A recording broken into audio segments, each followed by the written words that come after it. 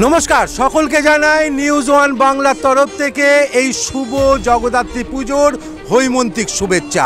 আপনারা এখন আনন্দে মেতে উঠেছেন চন্দননগরের জগদ্ধাত্রী পুজো এবং চন্দননগরের আলোর যে জাদু সেইটা দেখার জন্য।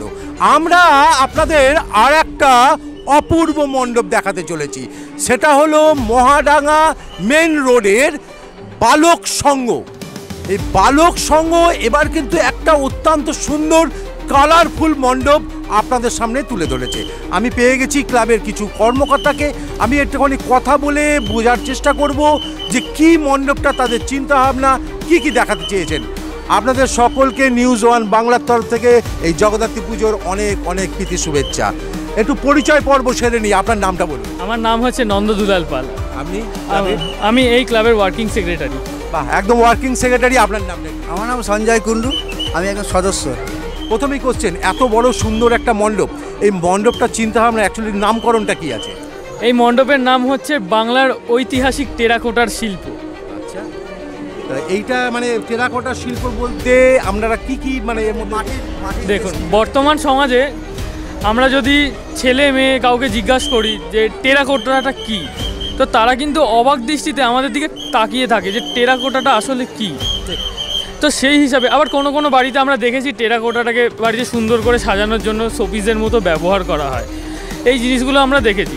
কিন্তু এর সাথে যে আমাদের অনেক পুরনো সম্পর্ক আছে, এদের কারণে, এই টেরাকোটার কারণে আমাদের বাংলা বর্তমানে ভারত তথা হচ্ছে বিশ্ব দরবারে টেরাকোটা একটা নতুন পলক ফেলেছে।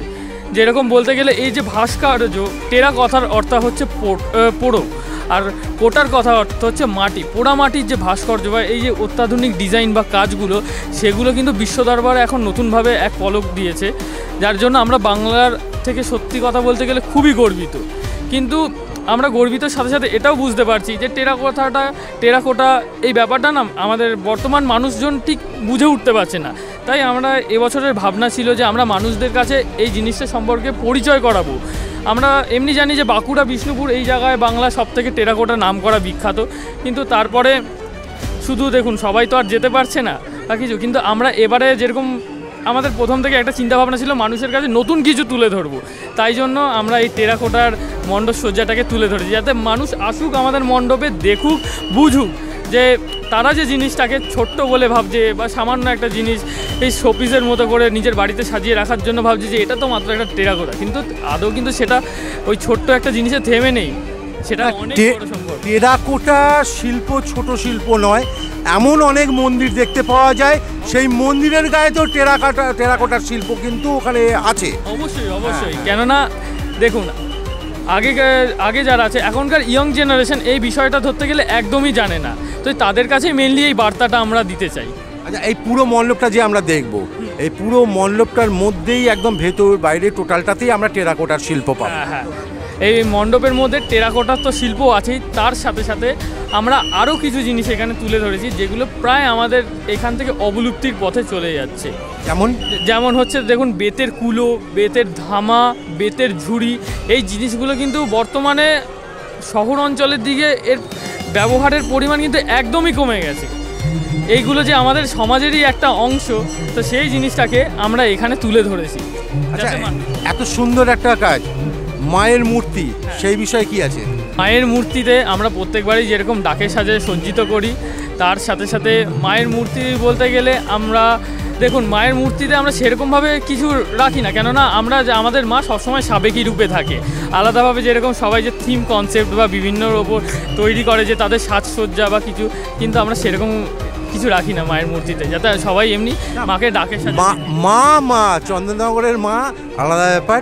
তা আমরা দেখেছি চন্দননগরের মাকে নিয়ে খুব বেশি এক্সপেরিমেন্ট হয় না, বরাবরই তার একটা যে ঐতিহ্যের রূপ, ঐতিহ্যের ছাপ, সেটা কিন্তু চন্দননগরের মা জগদ্ধাত্রীর মধ্যে বিরাজ করে।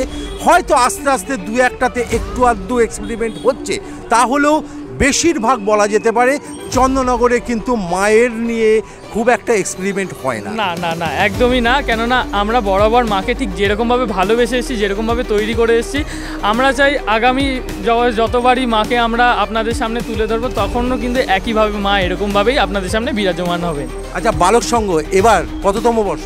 এটা 46তম বর্ষ আমার। 46তম বর্ষ, সামনে তো 50-এ গিয়ে। হ্যাঁ, সামনে 50-এ গিয়েছে। 50-এও আমরা কিন্তু একটা নতুন চমক দিতে চলেছি। 49-50 দুটো বছর আমরা শোভাযাত্রাতে অংশগ্রহণ করছি, এটা একটা নতুন চমক। তার সাথে সাথে আমাদের মণ্ডপ সজ্জাতেও আমরা একটা নতুন কনসেপ্ট নিয়ে উঠে আসবো আবার। চলুন 50-এর অপেক্ষায় 46-এ শুরু। দেখতে থাকুন নিউজ ওয়ান বাংলা।